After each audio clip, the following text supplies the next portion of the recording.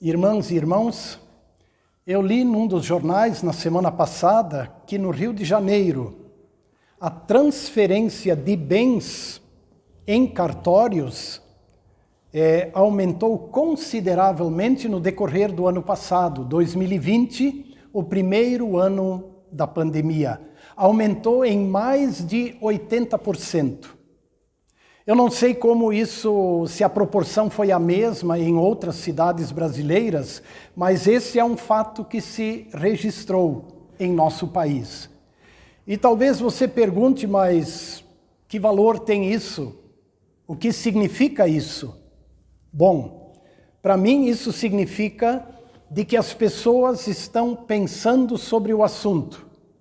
Significa que as pessoas estão preocupadas com o assunto.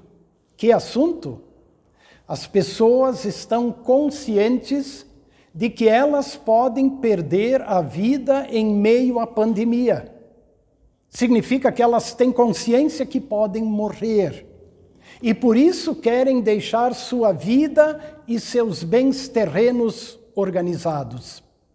Provavelmente são pais que, cientes de que podem vir a falecer, se preocupam em transferir seus bens para os filhos ou para outros familiares. E não tem nada de errado nisso. Pelo contrário, é até uma atitude positiva, porque ela previne, é uma atitude prudente, porque ela previne problemas futuros. Agora, o ponto onde eu quero chegar, o ponto é este. Mais uma vez, no tempo em que nós vivemos, o ser humano está preocupado com a possibilidade de morrer. Ele está pensando seriamente na morte. Claro, nós sempre convivemos com a morte. Ela faz parte do nosso dia a dia, mas a gente normalmente não quer conversar muito sobre isso. Costuma-se dizer, e nós ouvimos isso com frequência, de que a morte é a única certeza que nós temos na vida. Só que ninguém quer conversar sobre isso. Sempre tenta-se desviar deste assunto. No entanto, parece-me que agora, em meio à pandemia, isso está mexendo profundamente com as pessoas. A morte está mexendo com as pessoas. Afinal, diariamente nós somos bombardeados por informações que nos lembram que nas últimas 24 horas mais 2.000, 2.200, 2.300 pessoas perderam a vida em meio à pandemia. E então, será que as coisas são assim mesmo? Será que realmente a morte é a única certeza que nós temos nesta vida? Será que não tem o que pensar e o que fazer a respeito? Você concorda com isso? Eu gostaria de lhe dizer de que eu não concordo que a morte é a única certeza que nós temos na vida. E eu quero lhe assegurar de que existe uma certeza muito maior do que a morte. E quem nos trouxe esta certeza foi o Filho de Deus.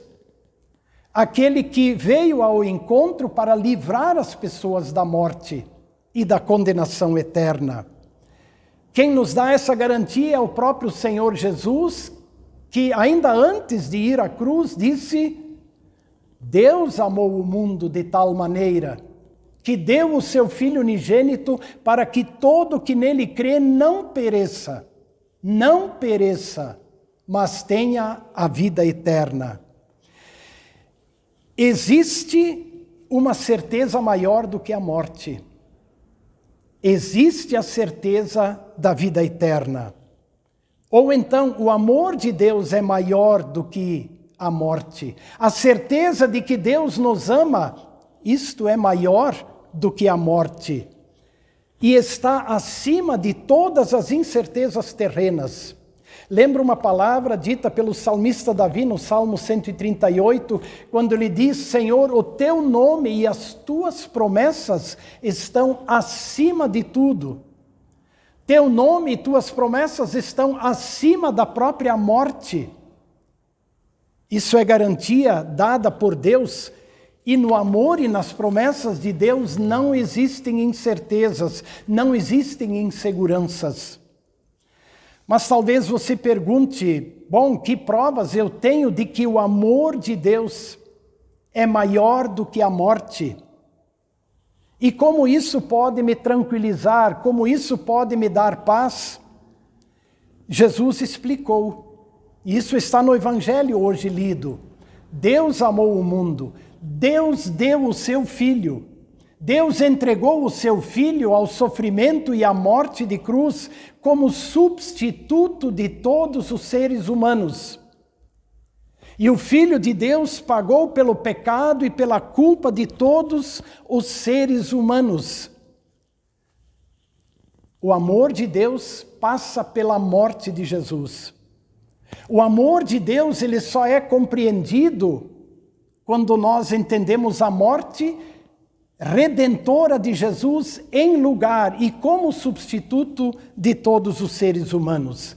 Repito, a morte de Jesus é redentora, a morte de Jesus é libertadora. Ela livra o ser humano da culpa, ela livra o ser humano do castigo, ela livra o ser humano da condenação eterna e proporciona paz, paz com Deus.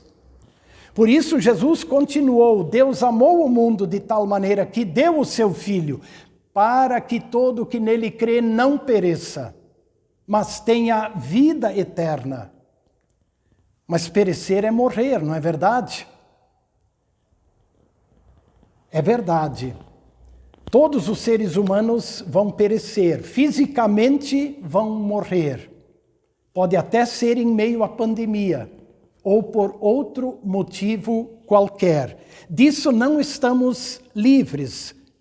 No entanto, existe algo muito pior do que perecer por causa da Covid ou de outro mal qualquer. Muito pior é perecer sem Jesus.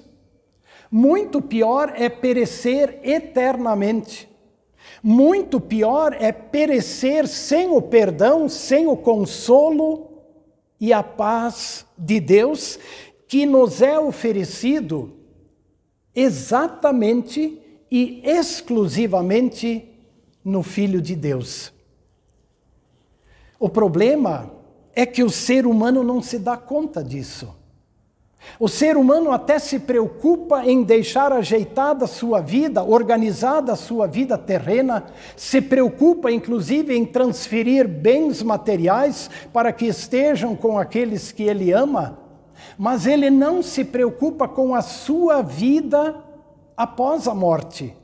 Não se preocupa com a vida eterna. E quando eu falo de que o ser humano tem dificuldade de se preocupar com isso, eu não estou tirando o corpo fora. Eu também estou falando de mim e estou falando de você. O Evangelho chama a nossa atenção. Chama a nossa atenção para a vida eterna. A morte já está diante dos nossos olhos. Precisamos olhar e nos ocupar com a vida eterna.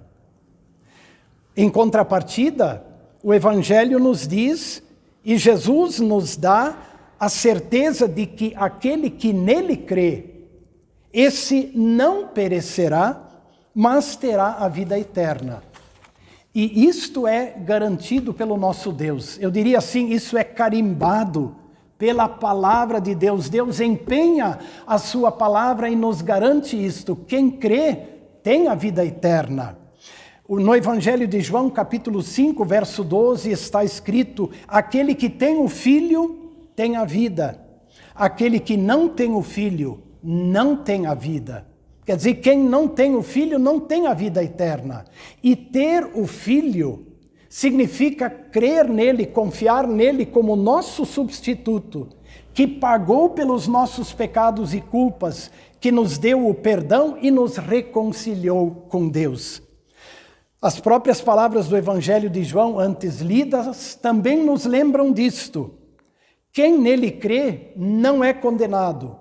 Quem, porém, não crê já está condenado, porquanto não crê no nome do unigênito Filho de Deus. Evangelho de João 3,18. Minha irmã e meu irmão, como está isso com você? Você tem consciência disso? Você tem esta certeza? Como é que você lida com isso? Como é que você se prepara para a morte? Ou melhor, como é que você se prepara para a vida eterna? Esse é o ponto. Como você se prepara para viver eternamente?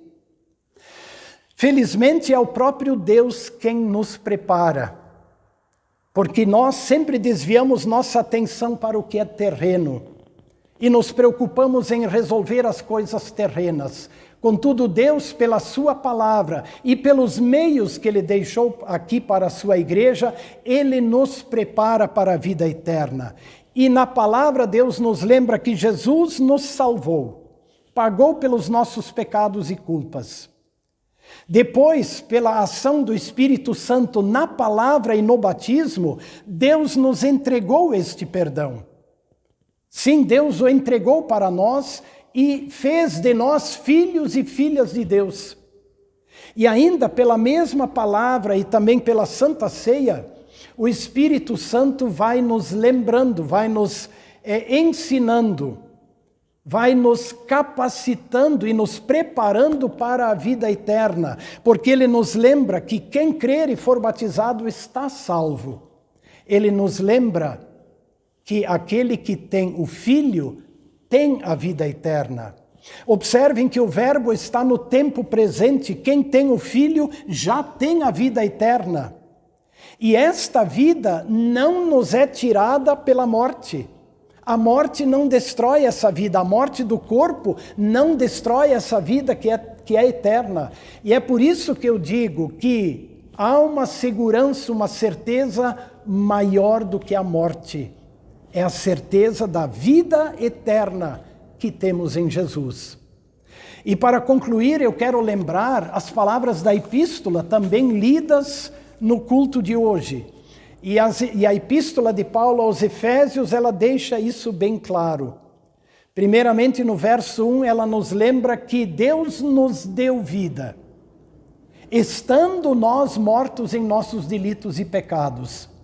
A ação é de Deus, Ele nos deu vida, e esta vida é eterna. Ela já é real e presente neste mundo, mas ela será plena na eternidade. Ele vos deu vida. Mas a epístola também nos lembra um outro ponto importante, de que nós não podemos conquistar esta vida. Nossas obras não são suficientes para conquistar esta vida. Está lá no verso 8 e 9, pela graça sois salvos, mediante a fé. Isto não vem de vós, é dom de Deus, é presente de Deus, não de obras. A vida eterna é presente de Deus, que nós recebemos pela fé. A fé é como nossos braços estendidos para receber o perdão e a vida eterna que Deus nos dá gratuitamente. Assim como uma criança pequena estende seus braços para receber o presente dos pais ou dos avós, assim a fé são nossos braços estendidos para receber, para acolher o presente do perdão e da vida eterna. Muita gente tenta se preparar para a vida eterna baseando-se em seus méritos. É comum nós ouvirmos pessoas dizendo: eu sempre fui uma pessoa correta, sempre fui uma pessoa boa, sempre me preocupei em fazer o bem aos outros, portanto, eu estou bem com Deus para ser recebido por Ele. Na verdade, não é assim. Nossas obras ou nossos méritos não nos garantem vida eterna. Apenas os méritos de Jesus, que pagou por nós na cruz, os méritos de Jesus nos garantem perdão e vida eterna. Preparado para a vida eterna é aquele que confia nos méritos de Jesus. E eu repito, preparado para a vida eterna é aquele que confia nos méritos de Jesus. Então, minha irmã e meu irmão, se te perguntarem ou se te disserem de que a única certeza desta vida é a morte, o que vais responder? Vais concordar? Eu lhe sugiro que você diga neste momento que há uma certeza maior do que a morte. A certeza da vida eterna que Deus nos deu. E então cita 1 João 5,12. Quem tem o Filho de Deus tem a vida. E essa vida, a morte do corpo, não aniquila, não pode tirar. Esta vida é eterna. Lembra-te também do Evangelho de João 3,16. Deus amou o mundo e Ele deu seu Filho para que aquele que nele crê não pereça, mas tenha a vida eterna. Lembra-te também das palavras da Epístola de Paulo aos Efésios e use-as em tempo oportuno. Sim, o que é maior, qual é a certeza maior do que a morte? É a certeza da vida. Quem tem o Filho de Deus tem a vida. Fica firme nesta fé, alegre-se nesta fé. Amém.